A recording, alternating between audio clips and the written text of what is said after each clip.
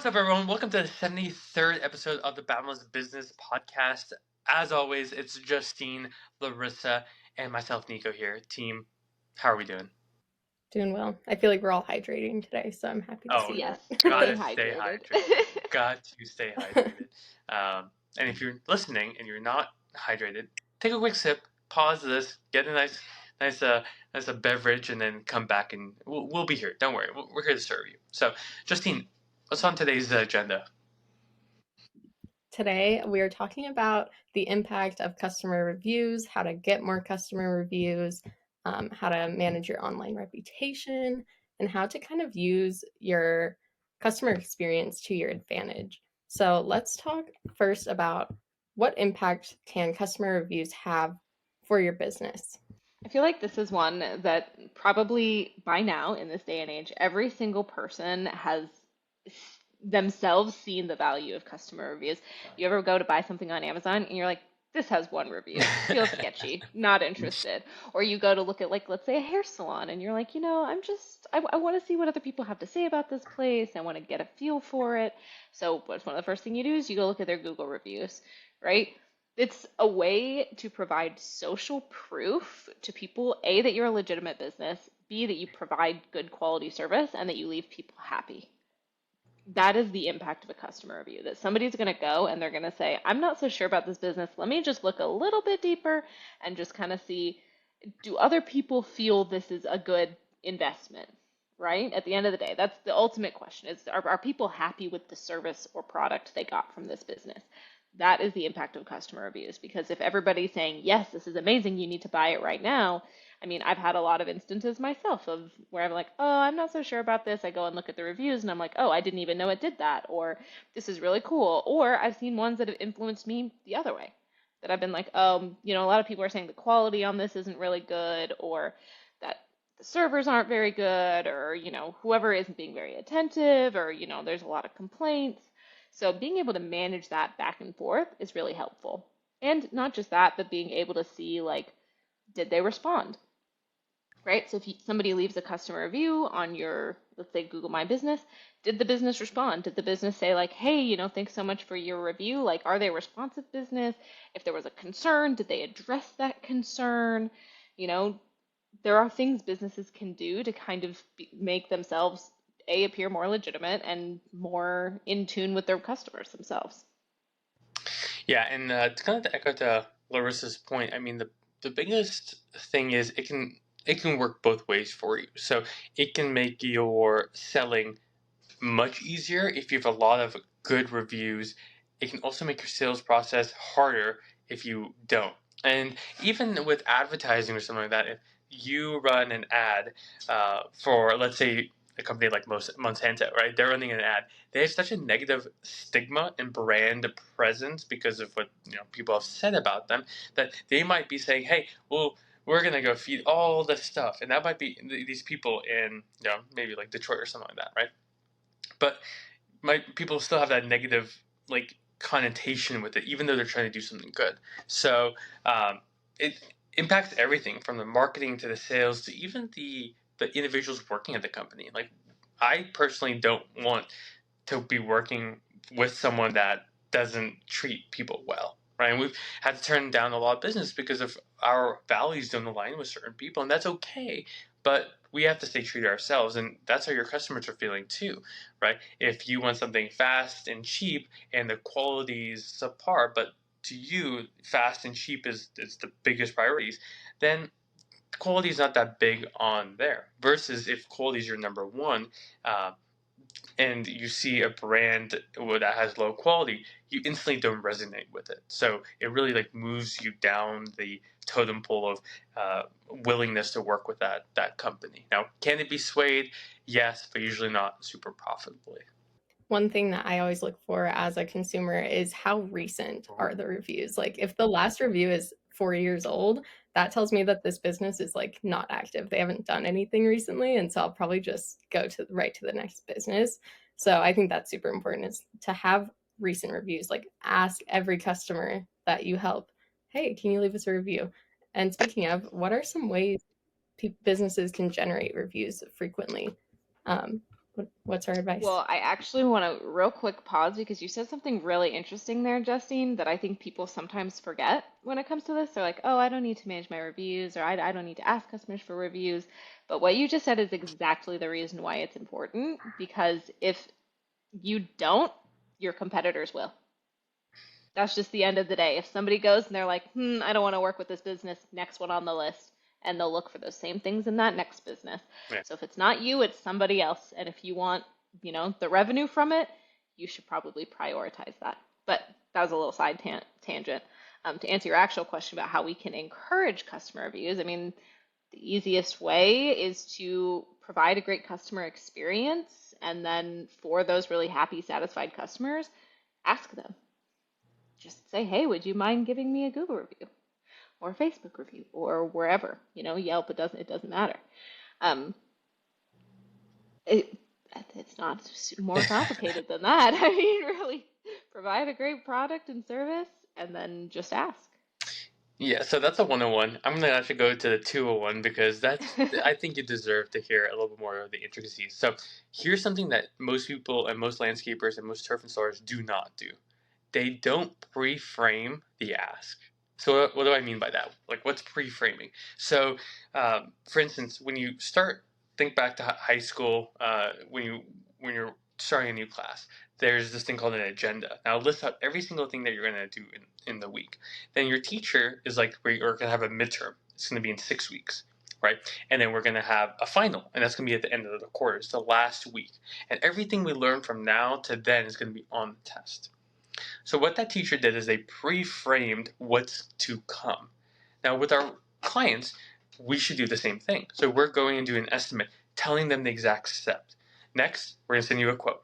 You have 72 hours to accept it or reject it. Otherwise, if it hits the 72 hours, we're just going to automatically reject it. All the promos will go away. Then after that, we're going to start the project. Okay.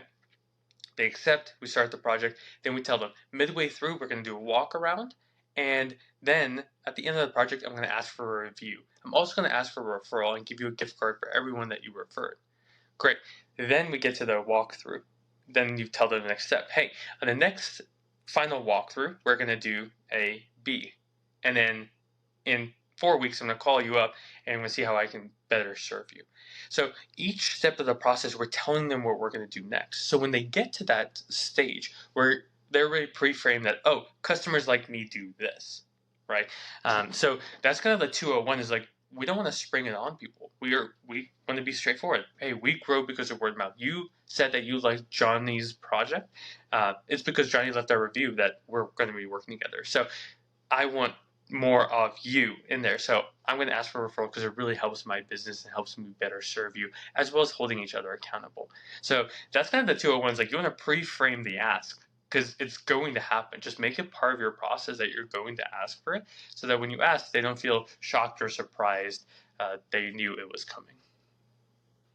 Yeah, and I'll add a few more small notes. One is make that ask simple. So don't ask somebody to go do 10 million things for you. If you are wanting a review from them, get a direct link that sends them exactly to the review page. Don't have them go find you and figure out how to do it. Just get them the exact link, have them fill it out there, keep it as simple for them as possible. You can do that on everything from Google My Business to Yelp, and most review platforms you can do that on. You can request reviews simply directly. That's important. And then also other things you can do if it's a really big push for you to get reviews, you can always offer incentives, things like discounts, gift cards, entries into maybe a prize pool or something like that. Those are always things you can do. It works better for some businesses than others, if I'm honest. So with turf, it could work and it could be effective. However, by the time somebody would typically leave you a review, you might not be in a position to like offer a discount, for example, but you might go the gift card route. You might say, oh, our project is done. You left the review. Here's just a little thank you gift card to say like, thank you so much for helping our business. And it is really appreciated.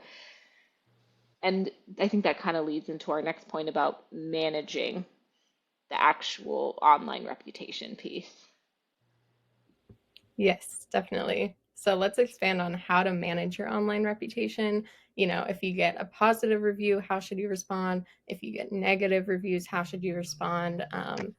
And yeah, Well, I can let's give do some that. generalized things, and then Nico, you're pretty good about the wordsmithing for positive and negative, so maybe you can take that piece.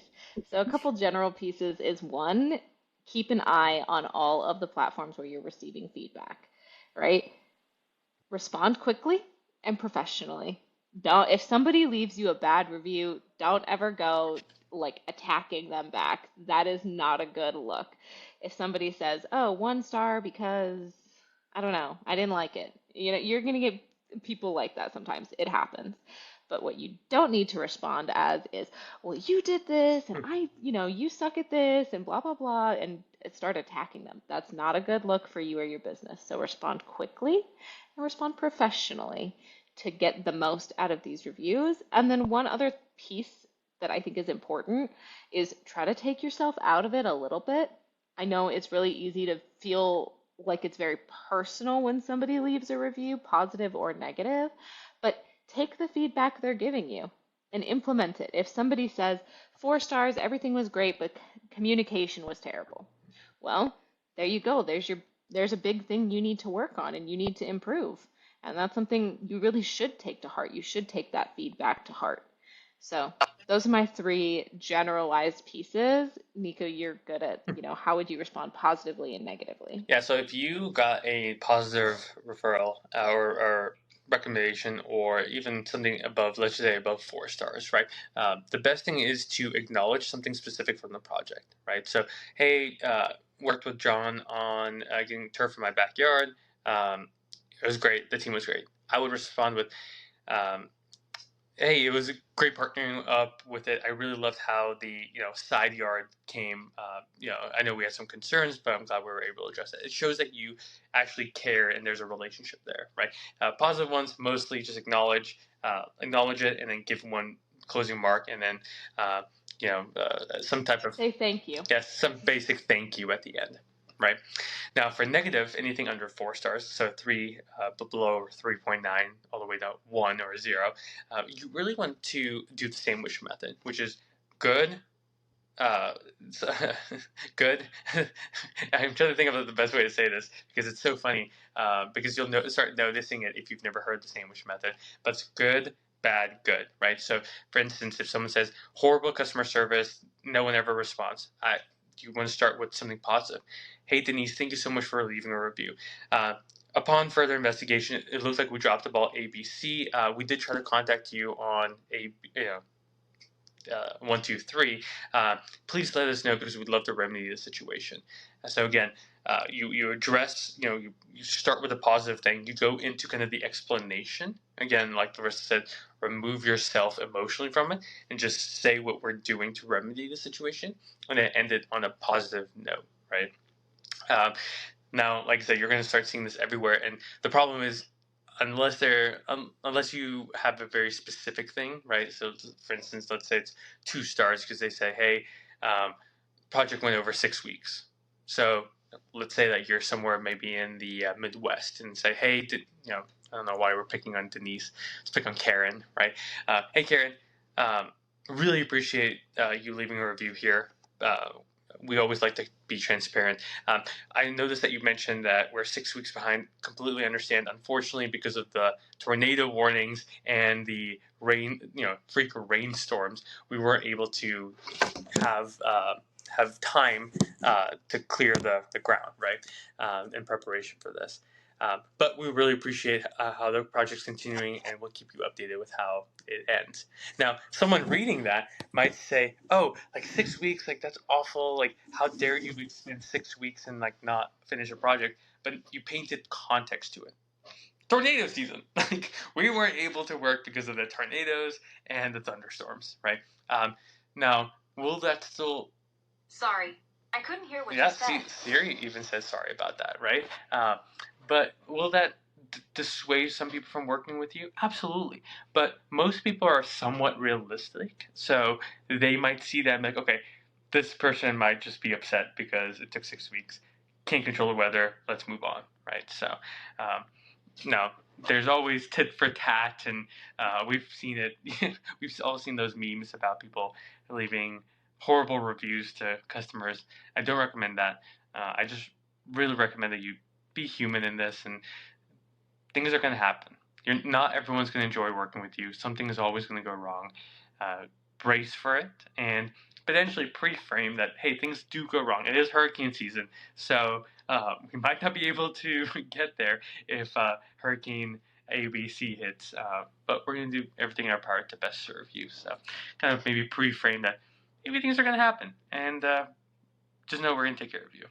Great. Our last section here is how to leverage customer reviews in your advertising and your marketing, because these can be super useful pieces to actually include in your marketing. You don't just kind of want to generate reviews and then leave them, right? So what are some ways that people can use their reviews to benefit their business? Yeah, one of the easiest ways that you can do it is if you have a website, social media, anywhere, you can post those reviews. And it doesn't even have to be anything crazy designed. You can always, and I feel like I've seen this a few times, and it's an effective strategy. If somebody leaves you a positive Google review, feel free to just screenshot it and share it to your Instagram story, for example, and say, hey, amazing feedback, just leaving this here, right? You can also publish those on your website, anywhere in your marketing materials, anywhere that's going to basically show that you have this social proof. And again, that's what it all comes back to, right? We want to buy from verifiable businesses that we think are going to do a really good job and leave us happy. That's what all these reviews and this online reputation management does, being able to manage those pieces and then display them, because nobody knows if they can't find the review, for example. People might not have those pieces, but you can always include it at the end of videos, or if any time somebody says like, oh, where can I see some customer feedback, you can always refer them there. There's a lot of different ways you can highlight those specific benefits, outcomes, or selling points that were specifically mentioned in testimonials. So definitely recommend sharing those to website, social media, everywhere. The good ones. Yeah. Unless you remedy the situation, then you might want to share that. But the nice thing is places like Google, Yelp, and all these other places, they actually will bring free traffic to your listing. And then from there, make sure that there's a way for people to reach out to you. So in a sense, some of your marketing is already taken care of, because Google, Yelp, Nextdoor will actually push out this review to people who are looking. Now, everything Larissa says excellent. The only thing I will add is you can potentially add paid media to it, right? Run ads to that, right? On Google, you can, for instance, do that. Google My Business. You can run, take the screenshot, put it on a carousel, and do swipe throughs for something on maybe like Facebook or TikTok. You can maybe like do a quick slide share with people talking about it and sprinkle on reviews. So there's a lot that you can actually do to take that one review and multiply it both through organic and then paid media sources. One thing that I want to add is when you're sharing these reviews on social media, if it's a visual project, like you installed some turf, if you have pictures from that actual project that the person left a review for, include those images so that people can see exactly what she loved about it, see exactly what the end result looked like. I think that's a super powerful way to use these reviews. Yeah, and it's really valuable in your sales process as well. A lot of times in the sales process, you'll get people that'll say, can you refer me to somebody who you've worked with? Or, things like that. They're going to ask for some kind of testimonial. Yeah. And then here, if you just have basically a repository of them, that's super easy to point to and say, look, I have all these positive Google reviews. I could send you a testimonial, but I also have like 50 on here. So go look at that. Yeah, definitely. Well, is there anything else you guys want to add before we end it off? No, I think that is the biggest thing is just make sure to make this a priority, right? So especially when things get slow and you might be more inclined to focus on other media sources, definitely focus on your reviews, getting them from past customers, and even asking for reviews, even if you don't get it, starting that conversation with someone that you've served or that you can potentially serve again is never a bad thing. The more conversations you have, the more deals you can close, and the more people's lives that you can change. So if you guys have any other questions, Larissa, sorry, I feel like you're. Oh, I had one more comment, and that it's Google reviews and things like this can also help your SEO efforts. Yeah. So don't skip on it. It helps in everything. Absolutely. Could not agree more with that. So I appreciate everyone listening. If you guys have any questions more in depth, email me at nico@boundlessmedia.com or drop a review here, and we'll get back to you as soon as we can. Team, thank you guys so much, and then thank you guys so much for listening. Peace.